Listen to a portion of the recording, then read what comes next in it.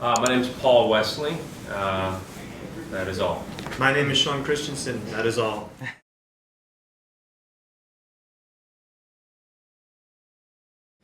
It was a long process. I guess it was a lot of, you know what it was? It was a lot of writing 10,000 other ideas to get it to be a feature, and then just rounding back to the short film again. Just keeping it over the period of one night, and keeping the characters similar, and just adding a couple other bits of what's going on in Richie and Sophia's life. And so the process was a long script process. Trial and error. A lot of trial and error. A couple hundred pages of writing it, but really just kind of going full circle back to the short film again.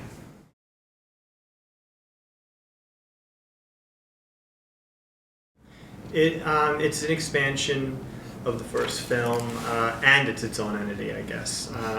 Really, because there's only a few minutes of the feature that are representative of the first, of the short film. I don't know, I guess that's what I was saying. I guess you get more backstory, and then you get more. It's weird. You get more backstory, but then you also get more of a continuation of what happens after that. You get. Yeah, there's also a whole other format to Yeah. it, I guess, because it's there's a voiceover, and so there's a whole different kind of structure to it. Yeah, it's definitely. It's both. Yeah. If that doesn't answer your question at all, does it?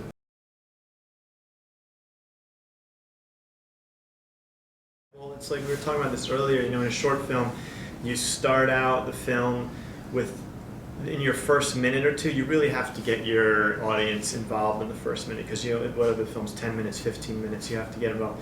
In a feature, you can take a little more time to sort of set up your film, and you can pace it a little bit more. And so the feature definitely gets in a little bit slower than the short film. The short film kind of out of the gate, boom, done. You know, it's sort of an absurd opening scene, and you totally get it.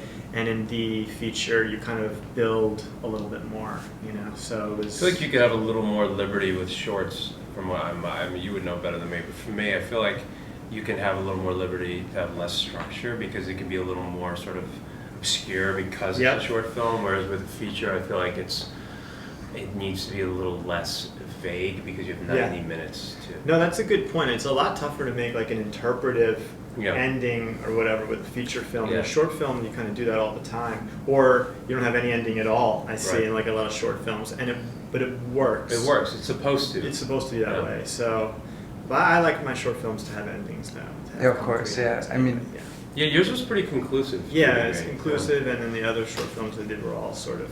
I try to make sure that there's an ending to it, but I do really like short films that don't have any particular ending too. I like movies that don't have an ending. Yeah, but it sort of seems like it's tougher to pull off. It is. It's definitely a lot harder, because people feel cheated, you know. Yeah, they're there for 90 minutes. Yeah, exactly. Like, I was here for 90 minutes, man. Well, is he the father or not? You know, I mean, like, they have questions.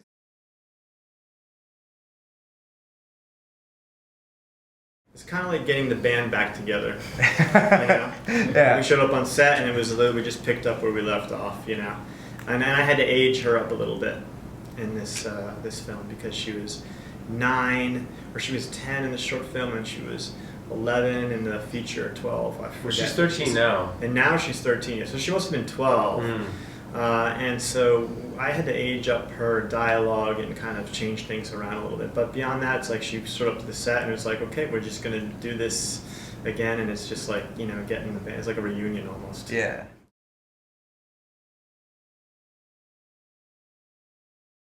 Oh, it was terrible. Yeah, it's Absolutely horrible terrible that, experience. right? No, it was amazing and very, I mean, it was surreal. It was a surreal, crazy experience, because it was not the purpose of that film. It was not to win an Oscar. You know, it was just to make a film.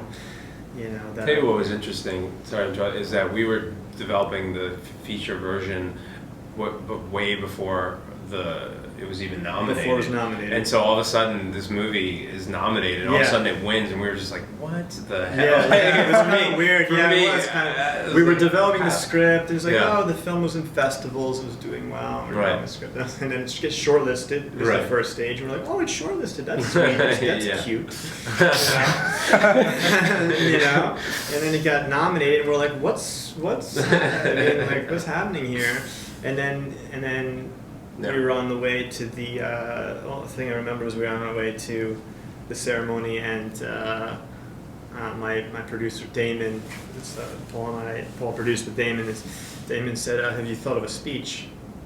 And I said, "No," because I'm not presumptuous that when he's like, "You might want to think about some insider figuring something out in case the name gets called." So I asked the limo driver for a pen and paper, and I just wrote down who to thank on the way over, and it was crazy, but it was awesome. And then we went to all the stuff afterwards. And I don't think this movie would have gotten funding if it weren't for the Oscar. Maybe not. Well, as quickly. Yeah. As quickly. I mean, it was a pain in the It ass was to get helpful, though. It was helpful. Yes, it was very helpful. Yeah. It's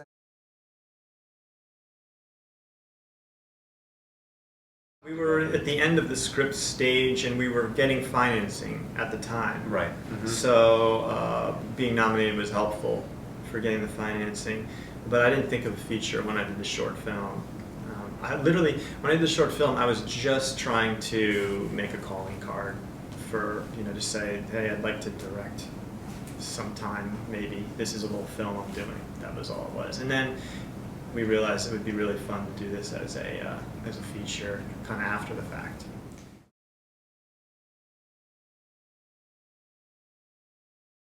the Oscar for the short. Oh yeah, no, I mean we're here right now. We're you know what I mean? Like That's why the title is in curfew at this festival. Yeah, let's not call it curfew. Let's Yeah. not have any preconceived. Let's just make it its own entity. Let's have people try to enjoy it on its own merits. And there are people who've seen it. Just a few select people have seen it in the past couple weeks who never saw the short film, and the responses have been great. It's funny, people, when they have a preconceived notion of something, will instantaneously judge it in a different way, as if they had never seen it before. I definitely think calling it Before I Disappear was a good idea, because it's a separate idea, separate entity. Yes. You can't go into something saying, "Oh, we gotta live up to this." You just kind of got to make the best movie that you can. Definitely. So that was really what we were trying to do. My name's Shawn Christensen, and you're watching this interview on RubyHornet.com. Hey, I'm Paul Wesley, and you are watching this interview on RubyHornet.com.